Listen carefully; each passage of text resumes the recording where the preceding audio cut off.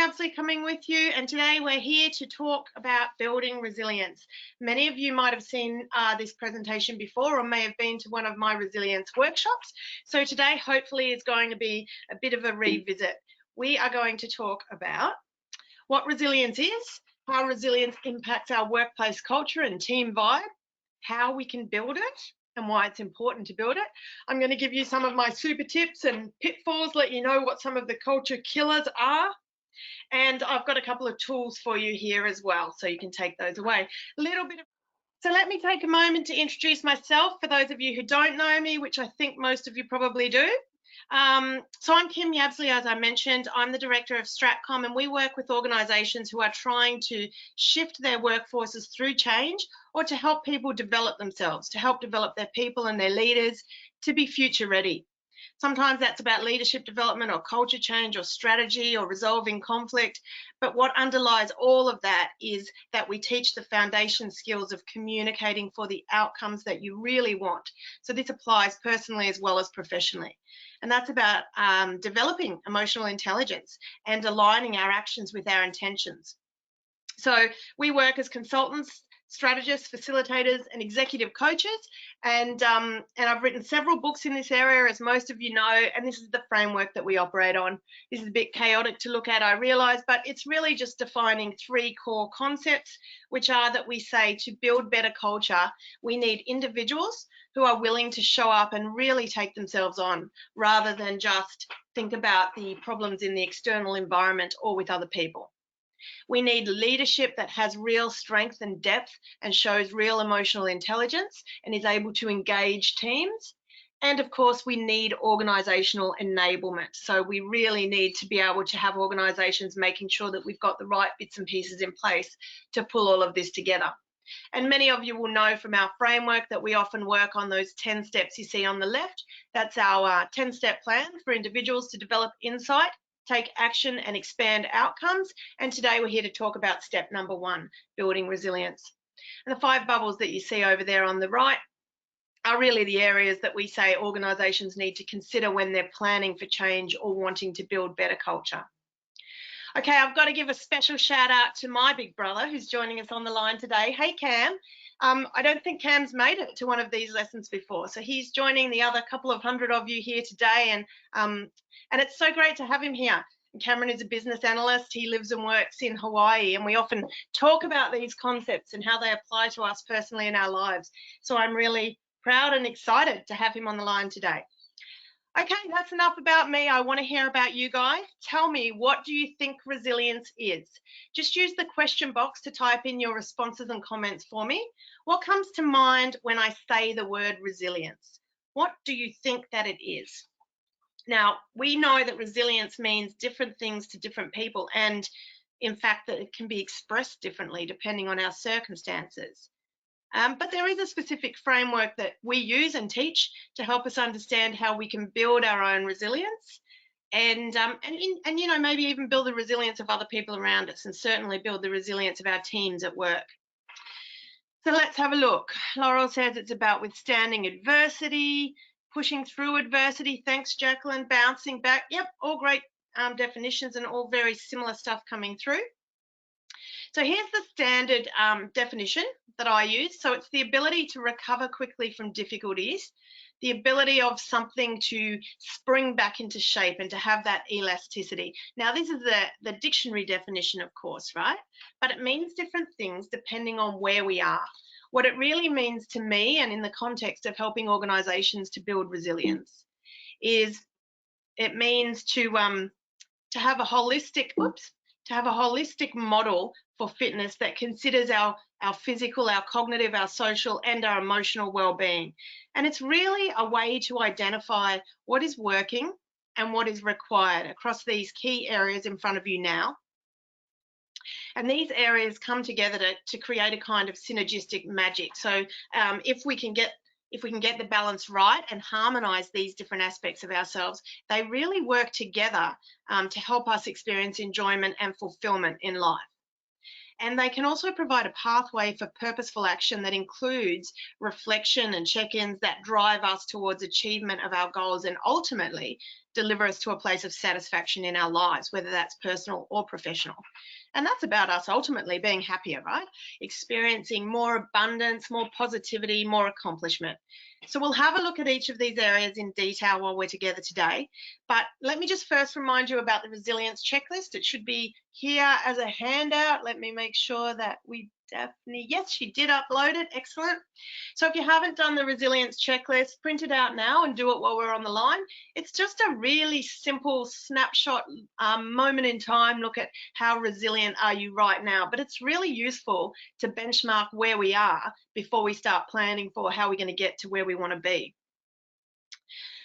Okay, I'm going to go ahead and just launch a poll now for those of you who've already done the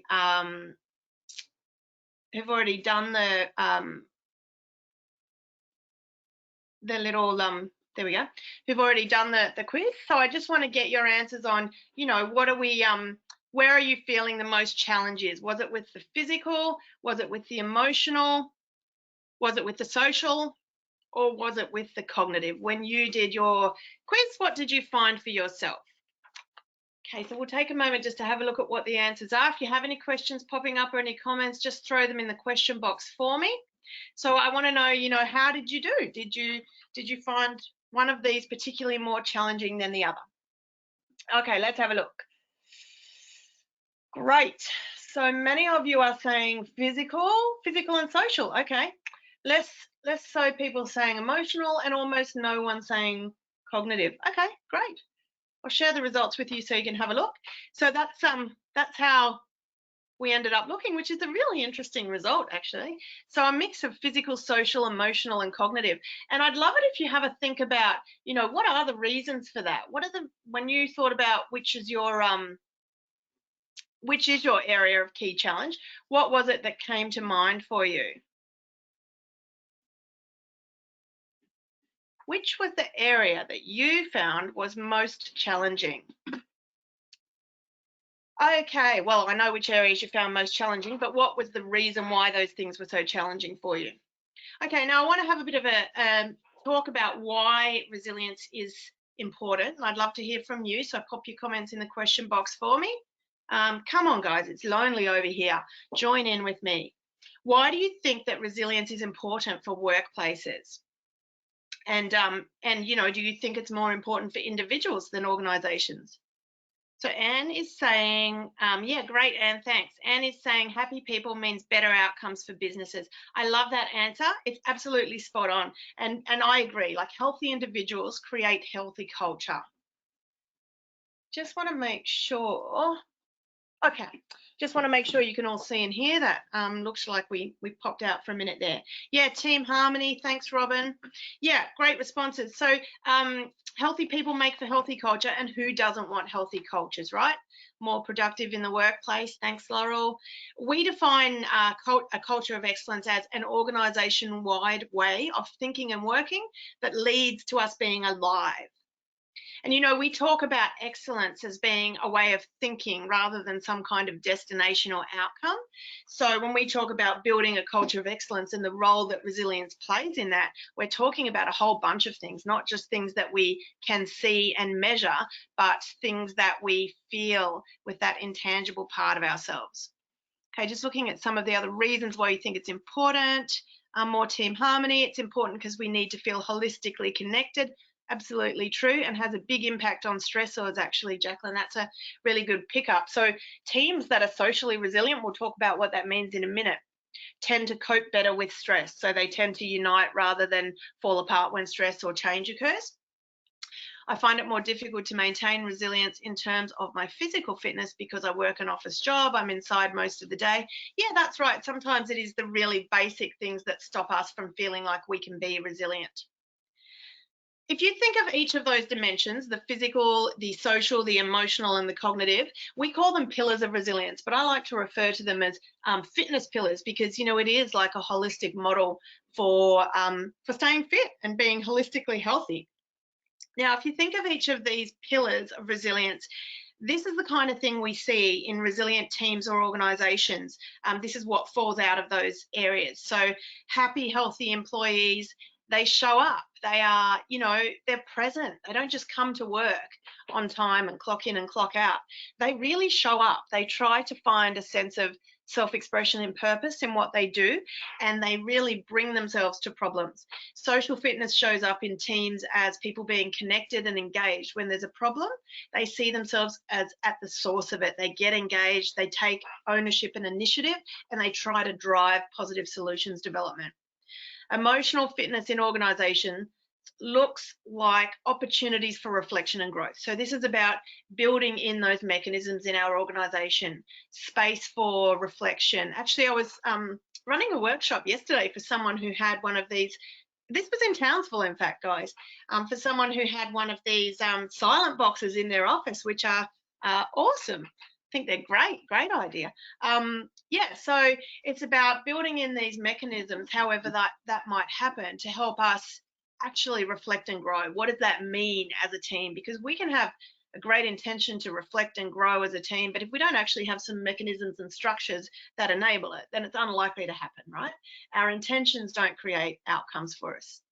And then cognitive resilience looks like in teams using our insights and having them kind of lead the organisation towards some sort of outcome. Some of the impacts of having good resilience and what it does for our culture is that we see less absenteeism. Morale and culture go up, engagement is better, productivity is improved, workload is more effectively managed or optimized. And sometimes that's not just, in relation to our productivity or what we get done, but our efficacy and the way that we optimize our workflow and task orientation. We see less claims like bullying and harassment claims, and of course one claim now costs about $40,000 to resolve, so it's a big and costly issue for organisations. And we see improvements around brand as well. For individuals, we see improvements, or we hear reported improvements around mental health and other illness. People talk about feeling less stressed and having better relationships, and importantly, not just at home but at work as well. Team dynamic improves, people feel more competent, or they feel that their team sees them as more competent. They feel more confident, and they talk about communicating more effectively. And there are ways that you can measure these things in the organisation. So that's entirely possible too. Just let me know if you want some techniques for doing that. Just reading a couple more of your comments. I see people are saying it's about getting connected. Someone is saying they get up at 3:45 in the morning to exercise. So go for you. I'd love to know what time you go to bed at night. Before we move on and talk about those specific pillars of resilience, I just want to touch on some of the common barriers or pitfalls we see in building resilience for individuals and in organisations, because if we want to talk about how to build resilience, we need to get straight with ourselves about where it's going to fall over, right? 7:30, go to bed, so you've had plenty of sleep by 3:45. Now, change and stress are constant for most of us today. When things are changing, it takes time for us to catch up. And we know that change and stress are like the Punch and Judy of organisational dynamics. Wherever we see one, the other is not far away. So it's easy for us to become overwhelmed when we're exposed to when we have what we call prolonged exposure to change. So change that's occurring over an 18-month period or more. That can be personal change or professional change. It can be a mixture of both. It can be one big change or multiple small changes, or stressors. Stressors have the same impact on us physiologically as change does. So yeah, we can become overwhelmed, or we maybe feel underskilled, or we feel incompetent to deal with the situation when we're out of our comfort zone. And stress is a major player in the game of culture. And we're not going to talk about stress management today, but we can do that next time if you guys want to revisit the way that stress works and the impact it has on us. When we're stressed, we start to see our personal resilience across those 4 key areas: physical, emotional, social, and cognitive breakdown. And it's a bit of a slippery slope, right, from there. So that's just something to be aware of, because it happens in the background, and you might start to notice some of the areas where you personally are prone to breakdown. But for now, let's just focus on how we build resilience in each of those areas, starting with the basics, right? If we want life to hum along well, we need to be responsible for our own self-care. And specifically, that means eating well, sleeping well, and exercising regularly.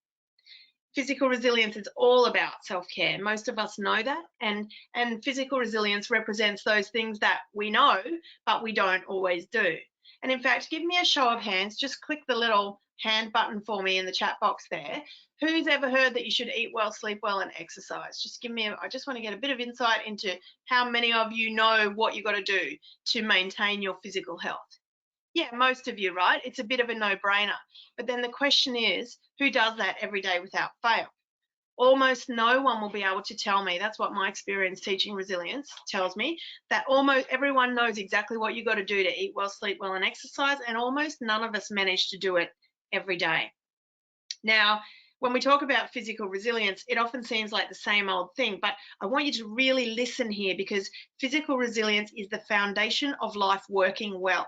You know for yourself that what you put in your mouth impacts how you feel about yourself and what you produce that day. How much you drink at night has an impact on how well you sleep and how you enter the next day. Exercise has the ability to change your mood.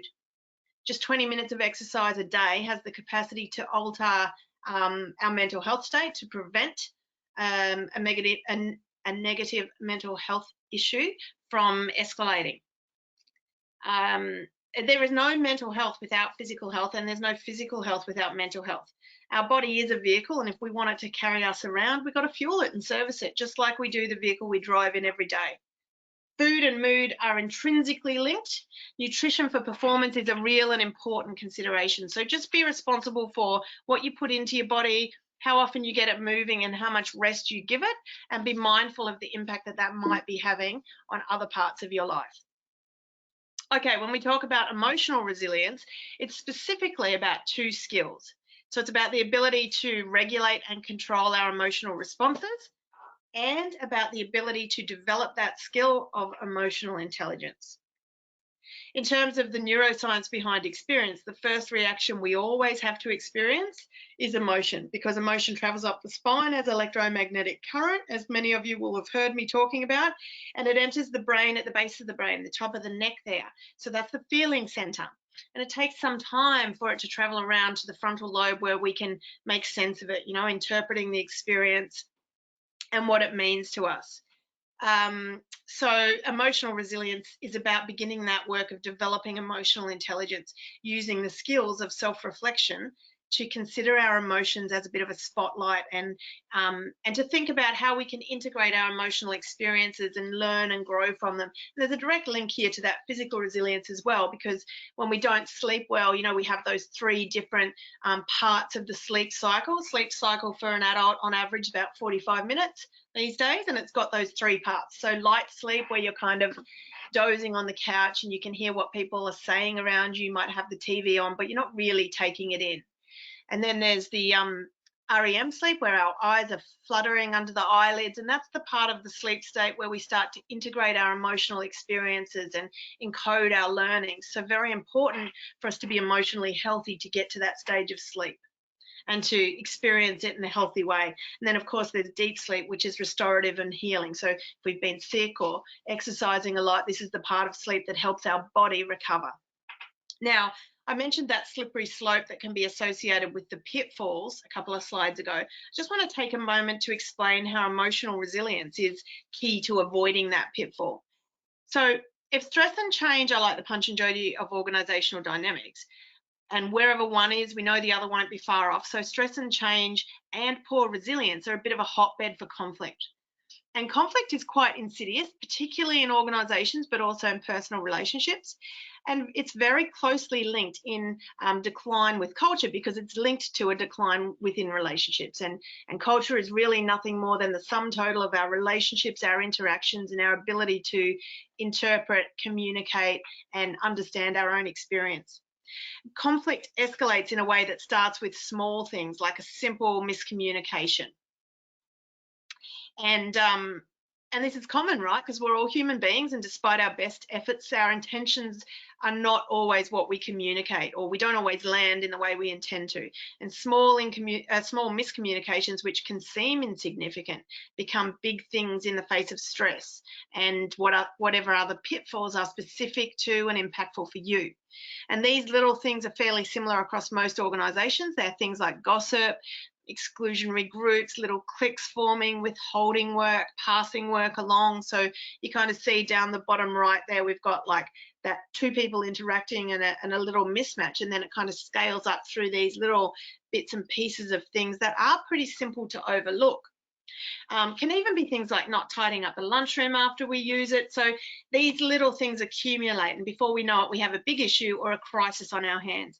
And these little things drive the culture of our teams towards crisis point. And at that point, we've got to spend a lot of time adapting and trying to reverse the effect of what began as something quite simple. And so that's, I mentioned I was going to share some of the common culture killers that I see. And these are peppered throughout the presentation, but I have the top 3 that I notice all the time when I'm working with clients in this presentation for you. And these are the things that I believe have the greatest negative impact on culture. From my experience of working with different kinds of organisations. Now, misunderstanding is often at the forefront of those, and it creates such distance and separation that it drives us into really non-productive behaviours, where we start to judge other people, get caught in right or wrong, share our opinions about who's wrong and why we're right. By the way, that's also called gossip, even though you might like to think it's about problem solving. So just look out for miscommunication, because resolving it is key to avoiding that escalation that takes little things and turns them into a big thing.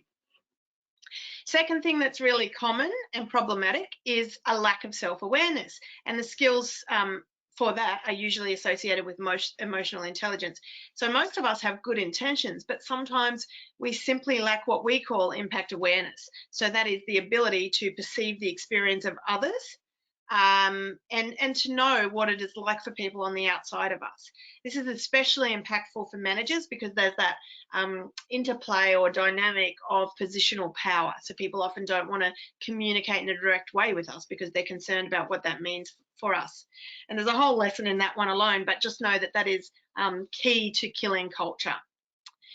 So in terms of that self-awareness, when we teach emotional intelligence, these are the 4 questions that we ask, or the 4, I guess, golden rule questions that we suggest you ask yourself in any area of your life. Doesn't have to be just professional. That's not working for you. What am I doing? What is it getting me? What do I want here? What can I change? So that's a bit of a stop, start, continue, manage approach to developing insight, but really good to just, when you notice an area that's constrained or not working for you, just stop and ask yourself, what am I doing? What role am I playing in this circumstance? How am I contributing? What is it getting me right now, which is what you've got, so the unworkability. What is it that you really want here? And what could you try tweaking or changing to get there? Now, I'd love to hear from you, and just use the question box to respond to me. I'd like to hear, what are the areas, what's starting to come up for you? What are you hearing in this conversation? What are you noticing about yourself personally or your workplace? Yeah, I just want to hear what's going on out there. So take a moment now to do that, and then we're going to move on and start talking about social resilience. And while you're typing your responses in, I'm just going to grab a quick drink of water. Okay. Now, when we talk about social resilience, sociability is the key thing, as I mentioned earlier, that makes a difference to team resilience in terms of a team's relationship to stress management. And that means both how intensely we might be impacted by stress, but also how long we remain in the stress state. So the more socially resilient we are, the quicker that we will move through the stress state. And that's really important for organisations, because we're all in a period of prolonged exposure to change with COVID.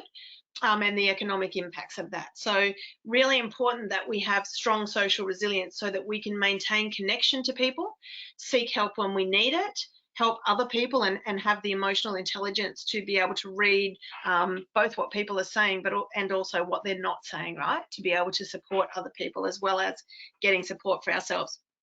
So social resilience is all about human connectivity. It's the ability to support each other, to seek support, to get related to other people, to participate with other people in a way that expands what's possible. That's the difference in teams and organisations, right?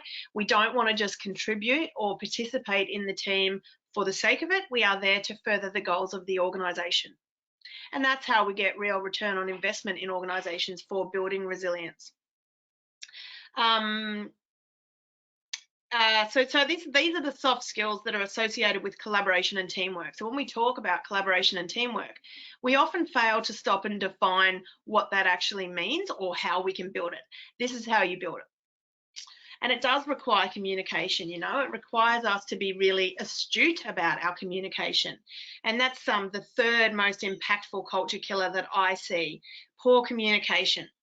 When we communicate the outcomes, we start with listening, right? And the real hidden value of listening is knowledge. Knowledge is power, not in the sense of power over people, but as we better understand people versus operate in opposition to people, we can better understand how we can reach the outcome and how we need to communicate with that person or group of people to get the outcome that we really need and or want. So listening is super important. It helps us understand each other. It helps us co-create with other people. It helps us to achieve win-win solutions. They win, we win, everyone wins. And sharing with other people is important too. But, you know, negotiation and clarification are key to that process of communicating for outcomes. Sometimes we actually need to stop talking and start listening more to understand what is going on rather than what we want to be heard about. And communicating for outcomes, there's a whole set of skills in there, but it is key to building a culture of excellence. And in fact, it's a whole step of its own in our 10-part program. So let's look at something startling yet very simple about communication and perception. Now, we know that assertive communication is far more effective than other types of communication, but we also need to remember that people process and interpret their communication in really different ways.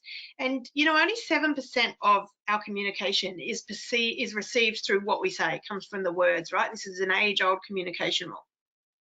So 93% of what people hear from you is not what you're saying, but who you're being. It's your tone of voice, it's the context, it's the environment, it's your wording, your vocabulary, even your intonation, right? And their past experiences of you and their filters for the world.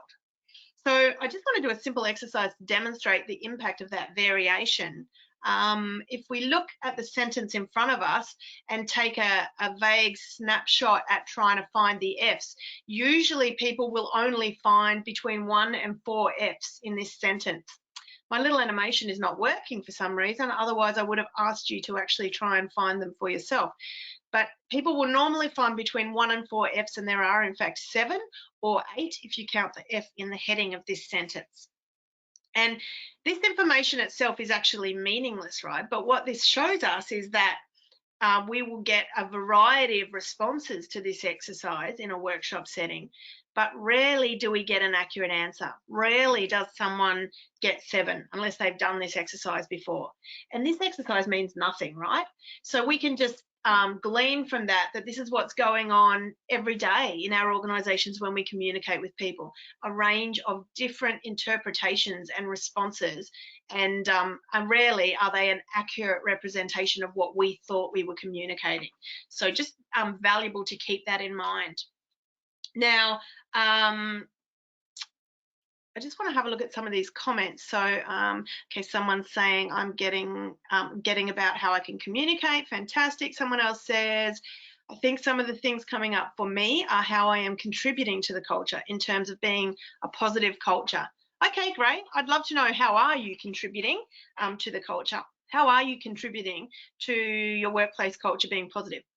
Also, how stress is impacting my day-to-day, and it's highlighting the moments where I need to use techniques to reduce the stress, to be able to start off each day in a resilient mindset. Yeah, that's right, and there are so many simple techniques for that. And in fact, what I'll do, if I think Daphne from my team is on the line. Daph, if you're on the line, could you upload or send as a follow-up to this our resilience tip sheet, because we do have a whole bunch of really simple techniques that you can use to just stop and recenter yourself in the moment. And reset, right? And develop perspective. So we've got the lens exercise, we've got the reframing exercise, we've got the breathing exercise, we've got the muscle relaxation exercise. These are all really simple techniques that we often forget that can help us if we can start to notice our stress and our response and the thinking that is behind our emotional reactions. We can actually change the experience in the moment. And here's something that, I mean, I hadn't planned on talking about this today, but we're there now, so we might as well. Most people think that it is the circumstance that causes the result, you know, like this person's driving like a maniac and that's why I'm getting frustrated. But there's a whole chain of things that occur in the middle there. So, you know, first there's the circumstance, and the circumstance itself doesn't innately have any flavor or any characteristic. It is, it's independent, right? It's just a set of facts. And what drives the result, so our experience of the circumstance, is not our feeling, it is the thought behind our feeling. So when you have an experience, you think a thought, that thought drives an emotion, that emotion is what influences your reaction and what produces the result that you get. So if you want to change your circumstance, or if you want to change what you've got, you want to change the result, what's in the result line, then the thing to do is change your thought. You can't change your feeling without changing your thought. So next time you have, and by the way, if you didn't know, of all of the emotions that we experience every day, which is considered now to be somewhere in the realm of about 800 different emotions a day, about 50% of them are going to be negative. So it's valuable to develop that capability to be comfortable with the uncomfortable. We are going to have to experience what we might consider to be negative emotions some of the time. That's part of being human. There is no way to get around that. So the more that we can just develop our expectation around that, the easier it becomes to experience those emotions, and the more quickly we can recognize the negative emotion and ask ourselves, what's the thought that is producing this emotion? And what thought would I need to think to produce a more favorable emotion? Okay, in terms of cognitive resilience is really the dimension where we try to pull all of this together. So it's about problem solving, it's about goal setting, it's about planning for the future, it's about revisiting and realigning your values, your beliefs, your spiritual beliefs, your philosophy about life. You know, it's about building that robust plan that's going to propel you forward. And I've got the resilience planning cheat sheet attached here for you as a handout, so you can use this really simply just to look at these 4 areas that we're talking about today and ask yourself, what do I need to stop doing? What do I need to start doing that might help me? What am I already doing that I should continue, or used to do that I want to get back to or continue doing? And what thoughts do I need to start managing in each of these paradigms: physical, social, emotional, and cognitive? But you know, you can use the stop, start, continue, manage model on any issue in life that is not working for you or not working as well as you'd like it to. It's a really simple way for us to get some insight about what actions we need to take to generate a different outcome than the one that we've got. So the big caution for me is, like, you can spend a lot of time thinking and overthinking about the things that aren't working, or you can take some action, and action creates momentum. Now, action always propels us forward and moves us out of where we are. It doesn't always give us what we want overnight. And as you may well know, it takes 651 repetitions to build a new neural pathway. So when we talk about changing our thoughts, right, it takes time and effort to build that muscle. But it is really valuable and worth that effort. I can guarantee you of that. Now, when we talk about that cognitive resilience, it's really all about self-management, you know, in action. So it's about understanding ourselves. It's about communicating for outcomes more effectively. It's about understanding first and managing stress response and reaction. But it's also about choosing optimism, which we can do by identifying our own unhelpful thinking patterns. There are 10 of those in psychology. If you don't know what they are, reach out and I'll get you some information on them. But it's about using those skills of reframing to look for the positives and to embrace the learning opportunities, I guess, in any area. And then to understand how we can find the right flow. And once we find that flow, how can we keep ourselves there? What are the daily practices and rituals that will keep us there? There's a whole lesson developing each of those skills, and you're welcome to look into our 10-part program, which is available online if you want more information on any of these skills. But finally, we have to actually do the work of planning, you know, so that's what this is all about. It's about that quick and simple way to figure out what can I actually change and shift here. Now, why do we want to do all of this? Well, it's good for the organization, right? Happy, healthy people are more productive, they are more intuitive, they are more active, they take better initiative. That's what the research tells us, and they collaborate more effectively. But, you know, on the personal level, which is just as important, there's two parts of the human experience that create happiness. The first part is our experiential self. That's how we define it. That is the part of us that's moving through life, feeling fine about everything. We think we do a good job. We feel pretty happy most of the time. We can reconcile, you know, what we've got with what we're doing. And then there's that second part of ourselves, the reflective self, where we look back in those milestone moments. You know, they're moments where we have a death of a loved one, or we consider ending a relationship, or we change jobs, or, you know, there's a major change that's out of our control.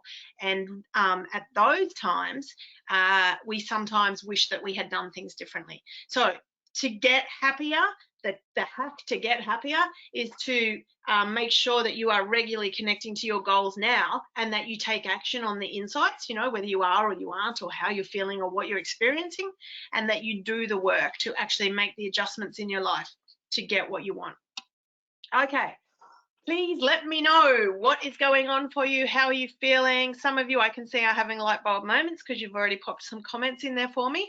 But I'd like to hear from you. And, you know, I really invite you to engage with this process. It's not just about communicating with me. It's about taking the time to grab that moment, to grab that little light bulb of whatever it is that you've heard for yourself in the last 40 minutes or so, and document it. When we write something down, we actually activate the part of our brain that starts to think about the future and plan. So writing things down is really important. And in fact, for those of you that like to journal, I recommend a thought download every day where you journal with pen and paper. It is really effective. There's a pressure point and an acupressure point in the thumb. This is not my area of specialty, but this is what I have seen in the research that activates that part of the brain. So we can really get some more benefit out of writing things down. Okay, taking action, that I need to stop and reflect more often, that I need to adjust what I'm eating and how I'm exercising and make sure I get more sleep. Great. Planning, that I need to do the planning more often. Fantastic. Well, you can print that little handout that's attached there, of course, and you can use it anytime you want to record your insights from today's lesson or for anything else. But you can use that as a bit of a tool. You know, it provides a pathway that will progress your ideas about building resilience into an action plan. Sometimes we don't do that because we think, oh, I need to make time, or I need to get the tools. No, you don't. You just need to get to it. I promise you, if you take action, you will get some kind of shift. So as we established at the beginning of this time, you know, insight alone makes no difference to our outcomes in life. So I'd love it if you make sure that you write down into the question box now your key action or outcome. What are you going to do as a result of being here and listening to my voice for the last 40 minutes? Even if that is like, these things are not valuable for me, next time I won't join in. You know, it's about recognizing what you're getting out of any moment in life. There's no right or wrong in terms of what that response needs to be. And the thing is that insight doesn't create the outcomes, action does. So, you know, it's not what you saw here today that's going to make a difference after we finish in a few minutes. It's what you do with what you saw here. And of course, it's going to take some time to build the muscle. Don't be hard on yourself if you don't see immediate change. You know, we have to build the muscle over time. We have to commit to and be consistent in our actions and efforts if we want to generate energy and different outcomes. And we've got to commit and be consistent in our actions and fight that potential for just activating what is ordinary, you know, what we've always done. Because of course, if we do what we've always done, we continue to get what we've already got. Now, we do have a little bit of time for questions. So if you have any, pop them in the question box now. In terms of our workplace culture, just a reminder that building positive workplace culture requires an integration of who we are and what we do. So that's why it's about the personal and the professional. We're all human beings first and foremost, and we have to build the muscle ourselves of self-reflection and contribution to our organizations if we want to see an improvement in culture. And that starts with asking, you know, who am I now how am I showing up now in the environments that are unsavory to me, or that are not as fulfilling as I'd like them to be. Establishing and committing to two-way communication is about reflection and enablement, and it requires input and understanding and accountability from both individuals and our organizations. And we can talk to you at another time about how you apply that within your organization. If that's of interest, just let me know.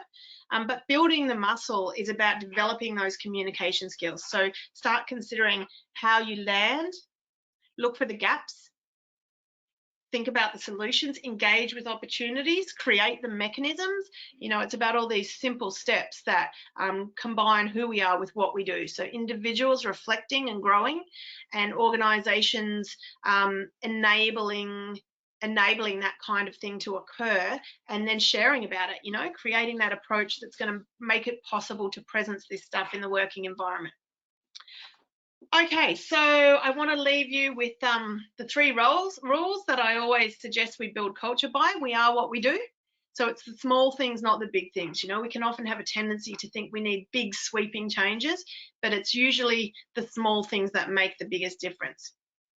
And of course, we are what we repeatedly do. So in terms of building cultures of excellence or building better habits ourselves, it is all about habit. It is all about getting the structures in place so that you are regularly developing mastery over the thing that's not working for you. Anything is possible, and that's one question that I love to ask myself when I'm feeling flat or depleted about something, or when I'm feeling like something's not possible. I like to shift my focus from what's wrong to what's possible. And actually, that's how I start every Monday morning. I ask myself the question, what's possible this week? And then I journal on that. And the third thing is, how you do anything is how you do everything. So notice where you are right now in this moment, how you're feeling about what we've just discussed, how you're feeling about the opportunity of, you know, doing the cheat sheet and putting in place some things in your life. And how you're feeling about this is likely to be how you feel about other things in your life. So just remember that. How we do anything is how we do everything. So cause yourself a breakthrough by shifting the way that you do something if you're not getting what you want. Now you have all the tools, all the handouts that you need to start the work of what we've discussed here today. So print them, download them, save them for future use, share them with other people if they're useful, but don't stop here today. It's all about what you do when you leave this call. Feel free to join us on our Facebook page under Stratcom, and we often put daily prompters and reminders and challenges in there. We have been a bit slack with that lately, but we're going to get back into it. And if you have any questions, I am here to answer them, or feel free to take my details and get in touch with me at another time. I appreciate your time and energy in being here today, and I would love for you to just spend a few seconds before you go filling out the evaluation that will pop up on the end of your at the end of this, and that will just help us make sure that, you know, if our content's hitting the mark, or we're delivering stuff I should say, that's of value.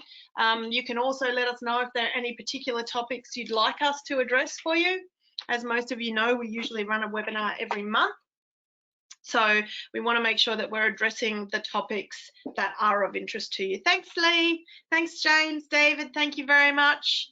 Okay, if there are no questions, I see those couple of questions that have popped in that they want to talk to me privately. That's fine. I'll give you a buzz. Otherwise, guys, thank you very much for being here, and we'll see you again next month. Have a great day.